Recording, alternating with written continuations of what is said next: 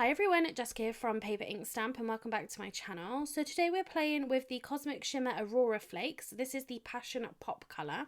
This is the first time that I've ever played with these. I've got three colours, but again I've never opened the pots at all, and I've never played with Gilding Flakes either. So this really is a first, an experiment for me. So if you've got any tips, leave them in the comment section down below. Again, I was just kind of having a play around.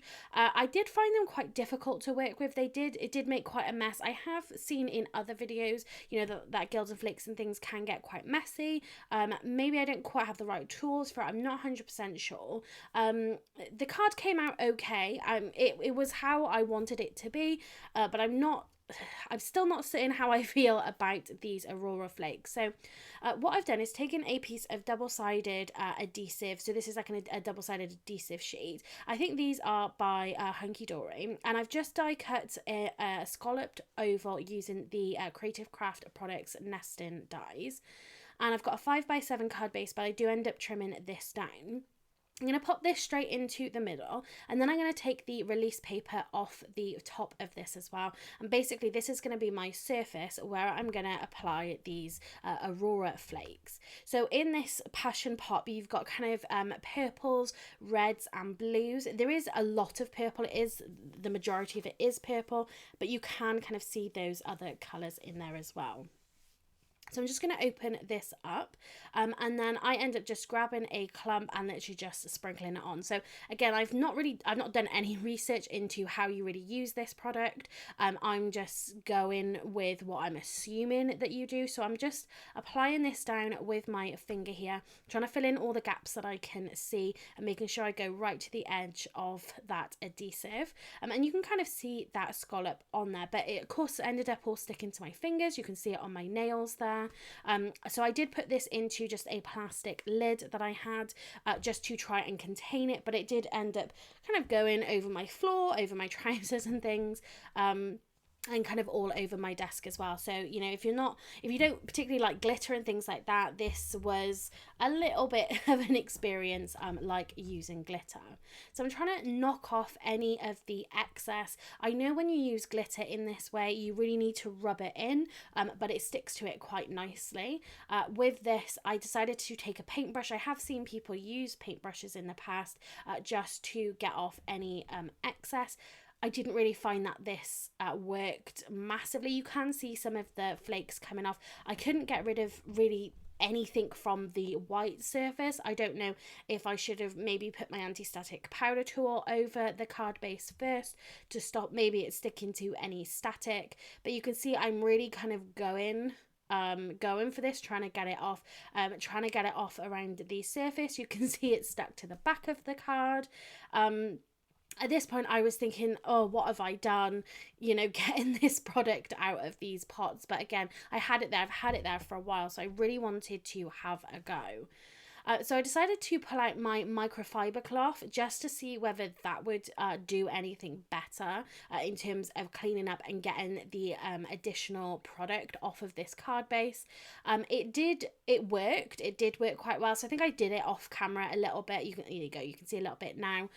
It was still picking some off from the actual oval itself, but it did help in the cleanup on the actual sort of card base itself. For my hands and things, I just washed it and it pretty much just came straight off. But every time I kind of rubbed over it, I was still getting bits and pieces coming off it. So again, I don't know if I needed like a better paintbrush, like a different kind of paintbrush. I'm not sure what I really needed to make it better. But here, so you can see that scalloped edge, and you can see it all still kind of flying off there.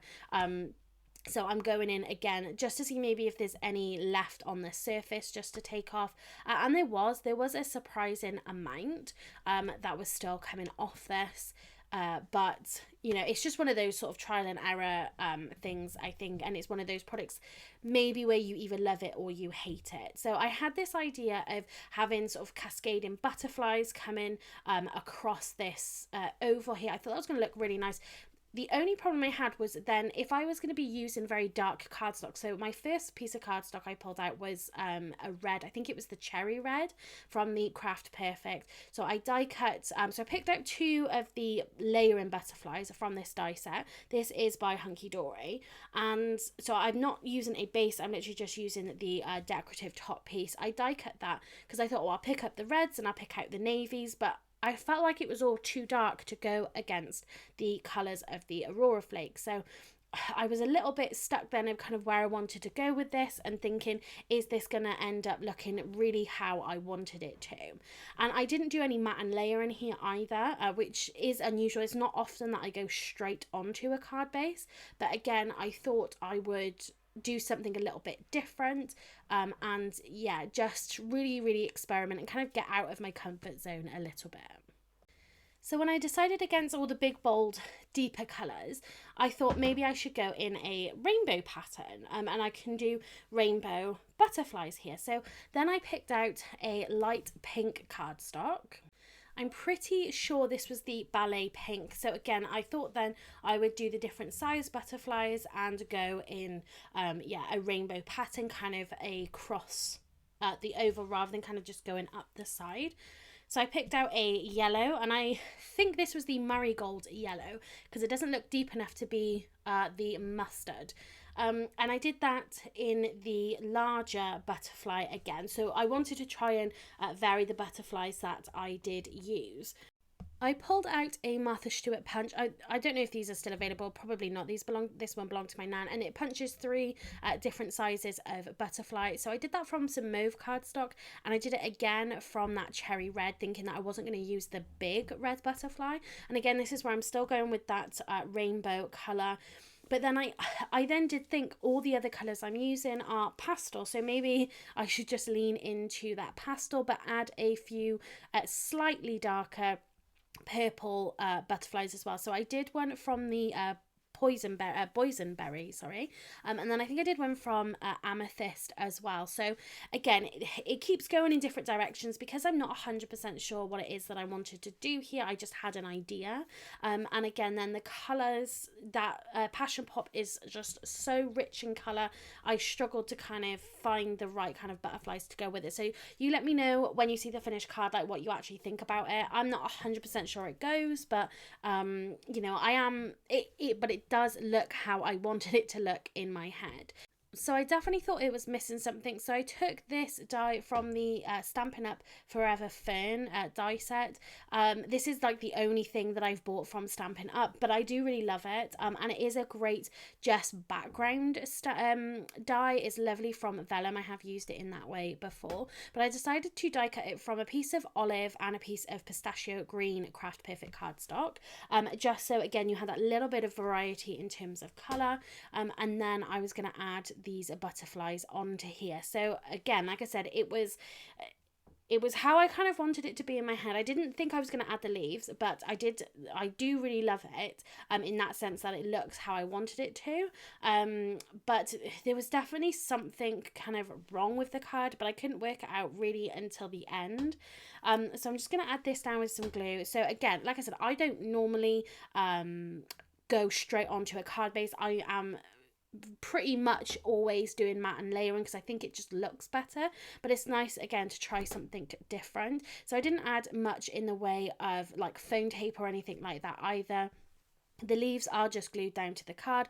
I popped some glue onto the bodies of the butterflies and tried to lift their wings up. So again, you can see that colour palette of the die cut in here is very light, very pastel, but then you've just got that real deep colour from that oval. So I'm going to add just some of these really tiny butterflies on there as well. And I thought, right, well, I need to get a sentiment on and to really try and get this card sort of finished. So I decided to pick out, this is the Simon Says Stamp Painted Thanks. Again, whether this is still available, whether anyone actually from the UK purchases from Simon Says Stamp, but it is a really great die. And I decided to die cut this and really lean into the pastel theme. And I did some this is the Arctic blue cardstock, and I die cut this 3 times, and I'm going to stack these together. So die cutting multiple words or shapes, you know, whatever it is that you are die cutting, by stacking them together, you're adding that dimension and you're adding that strength, but without then having to fuss around too much with sort of foam pads and things like that. So I just glued these one on top of the other, and this is using the Crafter's Companion little bottles. This has got a fine nib on it, and I've got the Nuvo Deluxe adhesive in here, so it's perfect for getting into much smaller areas. So there is my sentiment, and then I'm just going to glue this onto that oval as well. And that is going to finish the card. I don't end up adding any other embellishments, but I was looking at it and thinking something just doesn't look right. So I decided to trim it down. So I'm not 100% sure what I did trim it down to, but I basically just trimmed some off that right hand side, because you can see the leaves go right to the left hand side and to the top of the card. So I also took some off the bottom as well. And I think it made it much better. So you can see here, this is the finished card. I think it does look better. I think it was my positioning on the 5x7 card base that was putting me off a little bit. I'm not 100% sure I would go back to using these Aurora Flakes. It was just a little bit too fiddly. But if you've got any tips, like I said, leave them in the comments section down below, and I might give it another go. But overall, I certainly like all of the die cutting that I've got on this card. So if you have got this product, you know, go and have a go at it. Again, using that double-sided adhesive, it just makes a really great surface for it to be added to. And let me know how you get on. Leave me a comment down below. If you do like this video, please give it a thumbs up. It really does help to support my channel, and hit that subscribe button if you aren't already a subscriber, and that notification bell so you don't miss out on any of my future videos. So that's it for today. Thanks very much for watching, and happy crafting.